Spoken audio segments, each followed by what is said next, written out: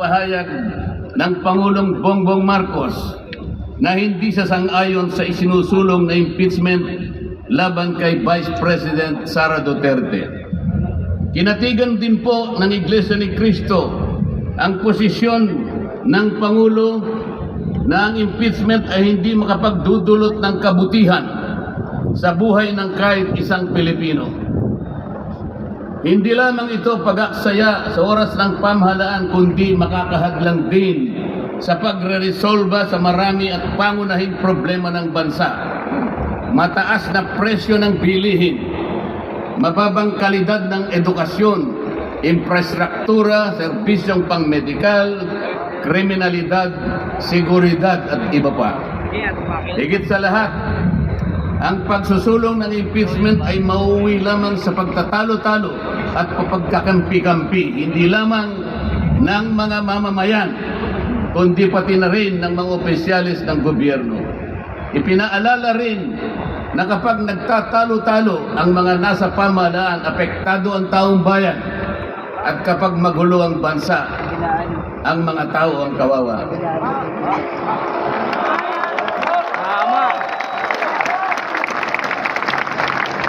Lagyan po natin ng konteksto ang dalawang pagpapahayag na nauna upang lalong mabigyan ng diin ang kahalagahan ng pagkakaisa, pagkakasundo at kapayapaan sa ikalulutas ng panganib na dulot ng kahirapan dahil sa lumulubhang katiwalian, korupsyon, kalamidad at lalo lamang napabibigat ang buhay at pamumuhay ng ating mamamayan. Sa isang ulat balita ng periodikong Philippine Star, 4 na araw nang nakararaan ay ganito ang sinasabi.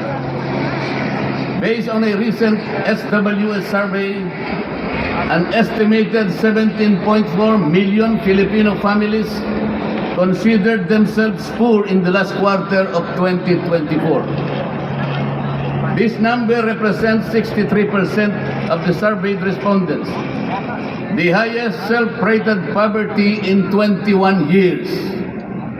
Across the country, Mindanao had the highest self-rated poverty at 76%, followed by Visayas at 74% and Luzon at 55%. Mga kababayan, sa tayang 5 ang miyembro ng bawat pamilyang Pilipino, nangangahulugan na aabot sa 87 milyong Pilipino sa ngayon ang nagsasabing sila ay mahirap. Katumbas ito ng 75% ng ating populasyon ngayon na tinatayang 116 million o mahigit pa.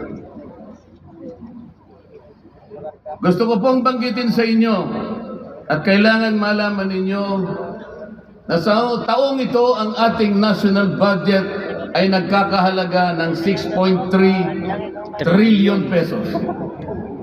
Ito po ang ating national spending. Ang ibig sabihin, ito pong halagang ito ang gagamitin dapat ng pamahalaan upang tugunin ang lahat ng pangangailangan, pangkabuhayan, panglipunan, pangkalusugan, pangedukasyon, pangseguridad, lahat ng kakailanganin alang-alang sa kapakanan ng bawat isang Pilipino. 6.3 trillion pesos. Ngunit, ang tinatayang magiging income lang ng ating bansa ay kulang pa sa 5 trilyong piso. Ang ibig pong sabihin, meron tayong deficit. Meron tayong kakulangan na 1.5 trillion pesos. Ito po ang ating ipangungutang sa taong ito. 1.5 trillion pesos. Ibig sabihin po, bawat araw tayo'y gagasta ng 17.6 billion pesos. Yun po yung ating gasta. Araw-araw. Laki. Ngunit ang ating kinikita ng bansa ay 13.4 billion pesos lamang. Sa makatwid, ang uutangin natin araw-araw ay 4.2 billion pesos. katumbas ng 175 million pesos bawat oras. Napakabigat po na hinaharap na hamon at problema ng ating bansa. Hindi po biro-biro ito. Ito po'y pananagutan po ng ating mga opisyalis. Hindi po pwedeng talikuran ito. Ganito na po kalala ang problemang pang-ekonomiya ng ating bansa. Ngunit, hindi po yata ganito ang naging direksyon.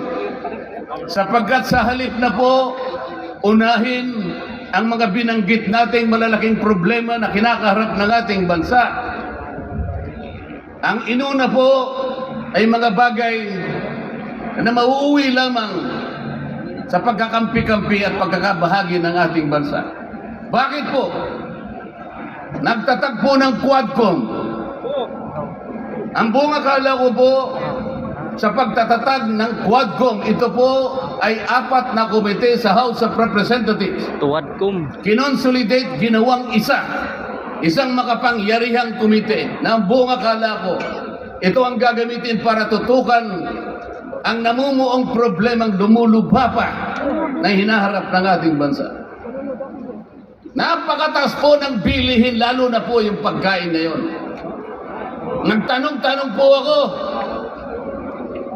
ang isang pirasong kamatis last week is 20 pesos. Tama po ba yun?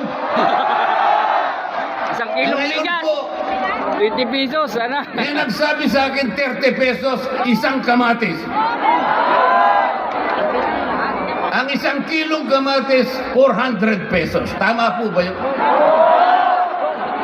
Ang isang piraso ng siling pangsigang ay 10 piso. Yun po yung sinabi sa akin. Tama po yun? 600 pesos per kilo. Yun pong bell pepper. Dalawang kulay po yata yung bell pepper. Isang berde, isang pula.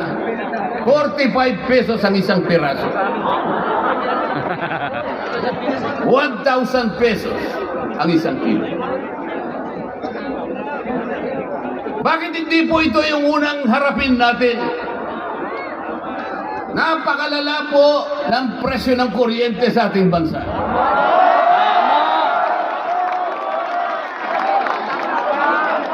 Puro kurap.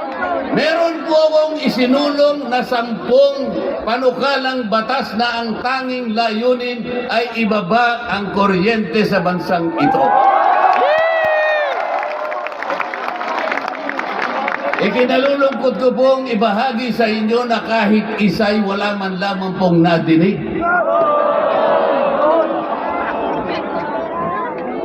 Ano po yung dininig? Pinatawag ang dating Pangulong Duterte, pinatawag ng Quadcom. At ang ginamit na pamamaraan ay yung isinasaad sa saligang batas, Inquiry in Aid of Legislation. Natupad po ba yung Inquiry in Aid of Legislation?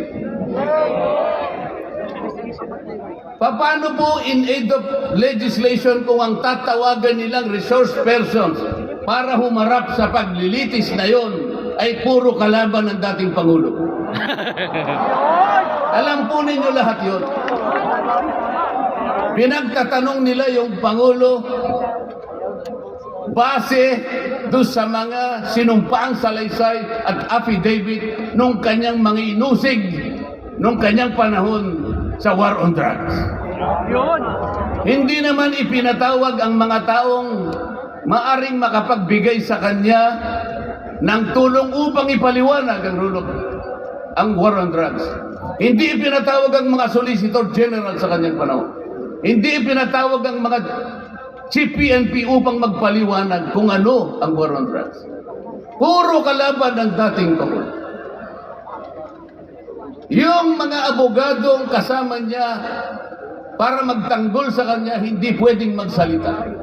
Sapagkat ang tuntunin sa mga komite, ikaw ay papayagan lamang para payuhan mo ang kliyente mo sa kanyang karapatan. Ngunit paano mangyayari na ang kliyente nila ay papayuhan sa kanyang karapatan. Kung bubulungan lang siya, ay makikita siya ng isang chairman doon. Attorney, huwag mong bubulungan yan. Iko-contempt kita.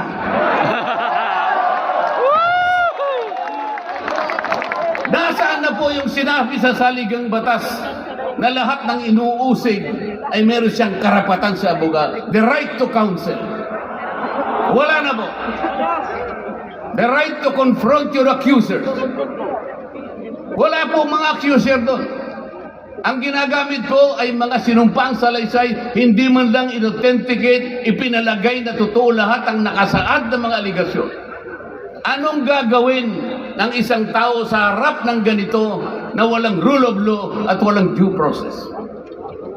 Ito po ang pinag-umpisahan ng kaguluhan at pagkakahatihan. Sa kagustuhan po nila na mausig ang dating Pangulo, ayaw po nilang pumunta sa korte, ayaw nilang pumunta sa piskal. Ano po ba ang sinasabi ng mga desisyon ng Korte Suprema? Kapag ka napatunayan nyo ang isang tao ay maaring nakagawa ng kahit anong paglabag sa lahat ng batas, anumang batas, dalhin ninyo sa piskalya, dalhin ninyo sa korte. Yun ang tamang paraan. That is the rule of law. Ngunit bakit kayong Quadcom ang gumagawa nito? Ang Quadcom ay hindi piskal. Ang Quadcom ay hindi korte. Yo. Tama. Nagkukunwalang na korte. Yung mga chairman ng 4 na komite doon, wala ni isang abogado. Pero naalala ko yung isa Mga doon, pangag yun. Attorney Agaton.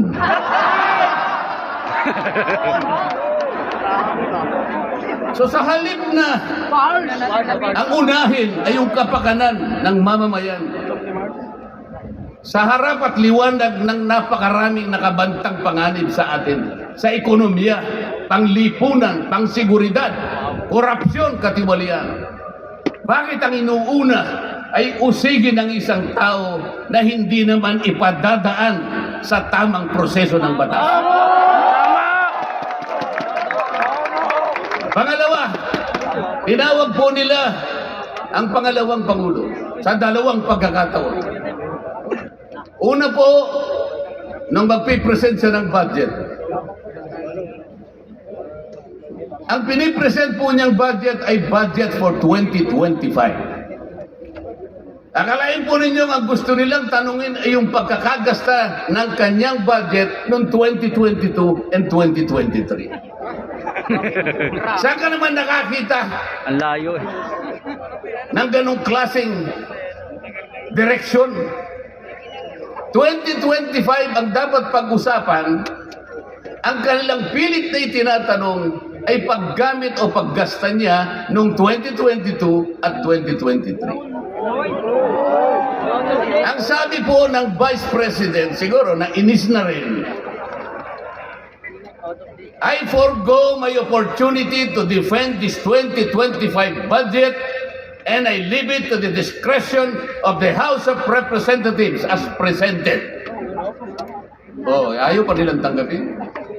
Nang ibig sabihin, ayaw ko nang idepensa sa inyo. Bahala na kayo. Kung anong gusto nyong ibigay sa akin, bahala na kayo. Ano pong ginawa nila? Hindi. Kinakailangan masagutin mo lahat ito. Walang exempted dito. Kahit ano nga yun siya, kailangan namin tama po yung lahat po ng paggasta ng pera ng bayan ay kailangan pong suriin. Totoo po yun. Ngunit meron pong pagkakataon at panahon sa paggawa nito. Hindi po sa panahon ng pipresenta ng budget. So ang ginawa po nila, tinawag uli ang pangalawang Pangulo sa isang pagdinig sa isang komite na kung tawagin ay Committee on Good Government. Alam po ninyo yung pagsisimula nila para magkaroon ng katwiran na masabi na ang Vice President? Kinasangkapan nila yung isa sa amin, isang representative sa Maynila, tumindig at nag-privilege speech. Yung subject matter po ng kanyang privilege speech ay kaugnay po ng budget na pinagtatalunan na po sa plenaryo at sa committee. Sa tuntunin po ng House of Representatives, no one should avail of the privilege hour if the subject matter is related to a pending bill. Nandun na po yung bill sa baba. Pinagsalita pa po yung isa. Nung banggitin ko po ito, nire-raise ko po, sabi ko, wala pong katwiran ito. Kailangan po tindigan ninyo, sundin ninyo ang ating tuntunin.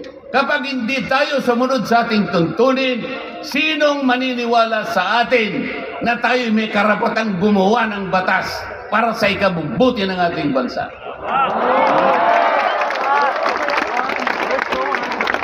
Ang sabi po ng chairman, noted. Saan ka naman nakakita ng ganun? Ang House of Representatives ay lugar ng pagdidebate. Doon masusuri kung sino ang may katwiran. Kung hindi magsasalita ang chairman. At pagkatapos po, sinabi ko pa, bakit baka ako dahil lamang sa isang manifestation ng isa sa amin, ginawa na naman ninyong isang motu proprio action. Yung motu proprio po ay, ibig sabihin, ang komite sa kanyang sarili ay pwedeng mag-imbestiga sa sarili niya. Pero ginamit nila yung manifestation ng isa sa amin. Mali na naman po yun. Hindi po dapat ganun. Nung i-raise ko po yun, ayaw na naman po nilang pumayag. Samantalang ako po, I delivered a full privilege speech. DepEd din ang pinag-uusapan nun. At ang ni-raise ko po ay yung katiwalian involving more than 3 billion pesos covering 3 annual audits of the Commission on Audit. Kahit na full privilege speech, hindi man lang po ni-refer sa committee. Samantalang yung illegal po na privilege speech, dali-daling ibinigay kagad sa Committee on Good Government. Kahit na illegal, kahit alam nilang mali. Ito po yung problema. So sabi ko, Mr. Chair, bakit tayo po ang sumusuri? Bakit tayo po ang nag-audit ng confidential funds ng Vice President? Bakit tayo po? Hindi po ba ang minanduhan ng ating saligang batas na tanging may otoridad at kapangyarihang mag-audit at mag-examine ng lahat ng report at papeles ng pagkakagasta ng ating bansa ay ang Commission on Audit? Ni-raise ko na naman po yun. Ayaw pong sumagot ng chairman. Ang pinasasagot po sa akin ay yung hindi abogado. Sabi ko, Mr. Chair, nilapitan ko po sila. Mr. Chair, huwag naman pong ganito. Ilagay naman po natin sa konteksto at sa regulasyon ng ating ginagawa. Tinatanong ko po ay isang constitutional issue. Bakit ang pasasagutin mo sa akin ay hindi man lang abogado? Huwag mo naman akong insultuhin.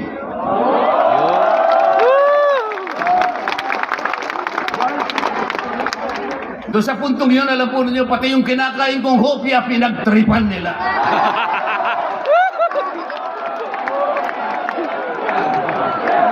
Hopya!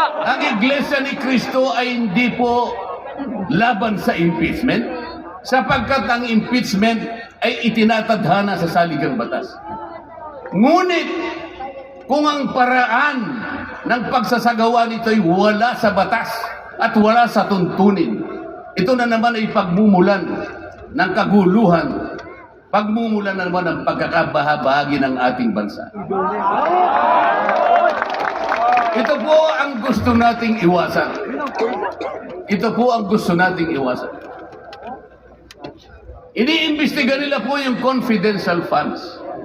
Ang tanong ko po, Mr. Chairman, mahigit pong 400 opisina at ahensya ng ating pamahalaan ang tumatanggap ng confidential funds.